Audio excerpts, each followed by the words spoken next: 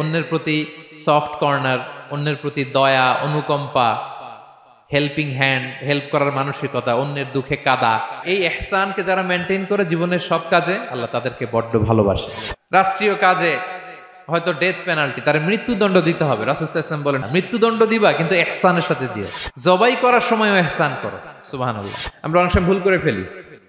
আমরা গরু শোয়ানোর পরে এই রশি কোথায়, এই ছুরি কোথায়, এই কষাই কোথায়, এই যে 7 জনের নামে জবাই হবে এদের নাম কোথায়, গরুটাকে আমরা কষ্ট দিচ্ছি। রাসূল সাল্লাল্লাহু আলাইহি ওয়াসাল্লাম বলে না, মুমিনের প্রতিটি কাজে ইহসানের পরশ থাকে। আল্লাহ তাআলা অনেক শ্রেণীর ব্যক্তিকে ভালোবাসেন বলে তিনি ঘোষণা করেছেন। তিনি বলেছেন যে আমি তাদেরকে ভালোবাসি। এর মধ্যে 1 নাম্বার হচ্ছে আল মুহসিনুন।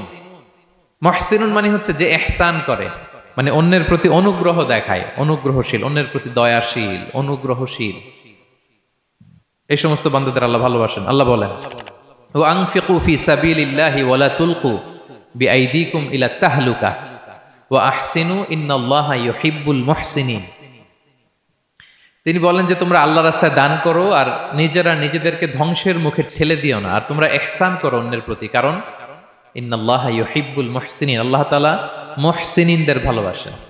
মানে যারা অন্যের প্রতি অনুগ্রহ দেখায়, অন্যের প্রতি দয়া পরবশ, তাদেরকে আল্লাহ ভালোবাসেন। সুবহানাল্লাহি ওয়া বিহামদিহি।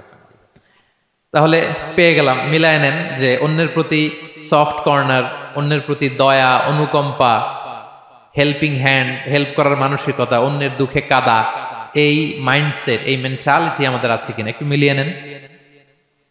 না থাকলে রিমাইন্ডার হিসেবে নেন যে আমরাও যেন মুহসিনুনদের কাতারে শামিল হতে পারি। ইহসান এটা অনেক বড় তবকার একটা আমল। ইবাদতেও ইহসান লাগবে, ইবাদতের বাইরে সামাজিক কর্মকাণ্ড, রাষ্ট্রীয় কর্মকাণ্ড, সব কাজে আল্লাহ তাআলা এই ইহসানকে আবশ্যক করেছেন। অনুগ্রহ, অন্যদের প্রতি অনুগ্রহশীল হওয়া। ইবাদতে ইহসানটা কেমন? সাইয়েদনা জিবরাইল আলাইহিস সালাম রাসূল সাল্লাল্লাহু আলাইহি ওয়াসাল্লামকে জিজ্ঞেস করেছিলেন যে ইয়া রাসূলুল্লাহ ফাখবিরনি আনিল ইহসান, ইহসান আবার কি, আমাকে একটু বলেন। তো ইবাদতে ইহসানটা কেমন? রাসূল সাল্লাল্লাহু আলাইহি ওয়াসাল্লাম বললেন যে ইহসান হচ্ছে আন তা'বুদাল্লাহা কাআন্নাকা তারাহু ফাইন লাম তাকুন তারাহু ফাইন্নাহু ইয়ারাক। তুমি এমন ভাবে ইবাদত করবে, তুমি ভাববে যে তুমি আল্লাহকে দেখছো, তুমি আল্লাহকে দেখে দেখে ইবাদত করতেছো, এরকম ভাবো না একটু। আর এটা ভাবতে যদি কষ্ট হয়, অন্তত এতটুকু তো ভাবো যে আল্লাহ তোমায় দেখছেন। এতটুকু ভাবা যাবে না? আমরা যখন নামাজ পড়ি, আমাদের প্রত্যেকটা সালাতের মুহূর্তে আমাদের এটা ভাবতে হবে যে আল্লাহ তাআলা কিন্তু আমাকে দেখছেন। এই যে আমি ফিস করে সুবহানা রাব্বিয়াল আলা পড়ি, সুবহানা রাব্বিয়াল আযীম পড়ি, আমি তাসবিহ পড়ি, আমার রুকু সেজদা সবকিছু আমার আল্লাহ দেখছেন। এই সেন্স, এই অনুভূতি যদি আপনার মধ্যে থাকে, এটাই হচ্ছে ইবাদতের ইহসান।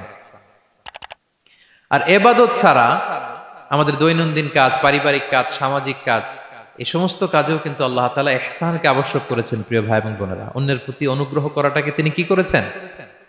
আবশ্যক করেছেন। একটা ছোট্ট হাদিস শুনি।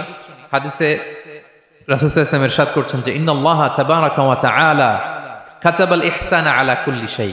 আল্লাহ তাআলা সব কিছুর উপর ইহসানকে আবশ্যক করেছেন, সব কিছুর উপর। মুমিনের সব কাজে ইহসান থাকতে হবে।